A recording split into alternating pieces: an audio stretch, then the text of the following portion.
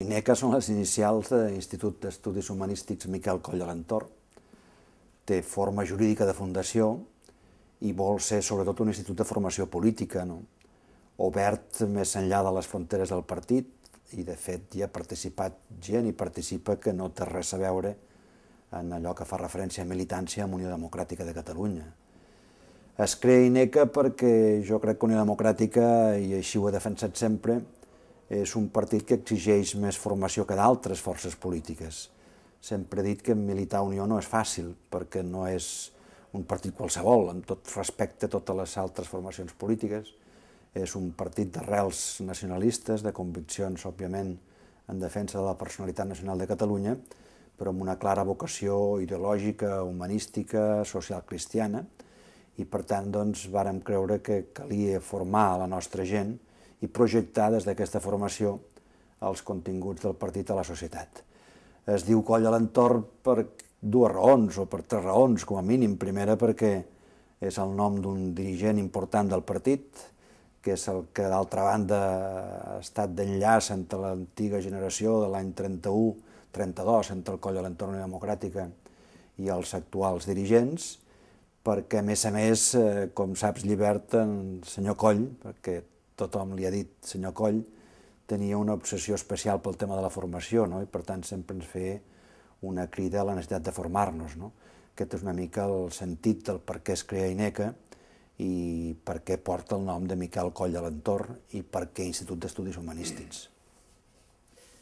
Jo ja pertanyo a la categoria dels històrics i recordo que l'any 53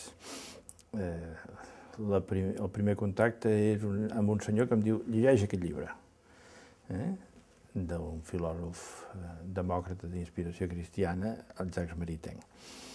I després es continua aquesta activitat durant aquells períodes en què es podia fer poca cosa més, amb les classes d'història del Coll Alentorn, perquè ja en aquell temps ell feia en un pis d'un militant d'Unió Democràtica que es diu Cabessa, a la plaça del Pi, els dissabtes a la tarda, el curset corresponent de Història de Catalunya. Era un home d'una voluntat increïble des d'un punt de vista polític, perquè sempre el veies optimista. Home, en els anys 50 no era fàcil ser optimista. Jo vinc de Lleida i, per tant, no vaig tenir oportunitat de tractar-lo personalment fins l'any 74-75 i on el veig aparèixer amb més forces al Congrés del 76 de l'Hotel Manila. El record del senyor Coll és un record d'una persona humil, molt modesta. Només calia visitar-lo a casa seva, aquí a Passeig de Gràcia, per ser-ne prou conscient.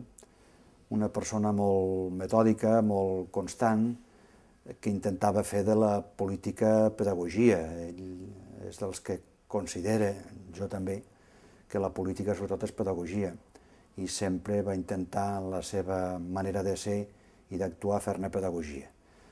Avui dia suposo que això és complicat de poder-ho fer, perquè vivim en una altra època, des de molts punts de vista.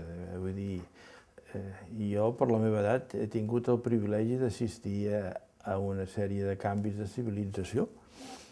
Aleshores, amb tot aquest canvi, el que em sembla que és difícil és propiciar els moments de reflexió, que els moments de reflexió són els moments de formació. Hi ha pocs polítics que en els seus discursos i en la seva manera de parlar es vegi que han madurat, que han fet un determinat esforç intel·lectual des de molts punts de vista. La gent d'Unió jo crec que s'hauria de destacar per això. I INECA, com a institució, com a fundació del partit, en el tema de formació hi voldria dedicar-hi una activitat preferent.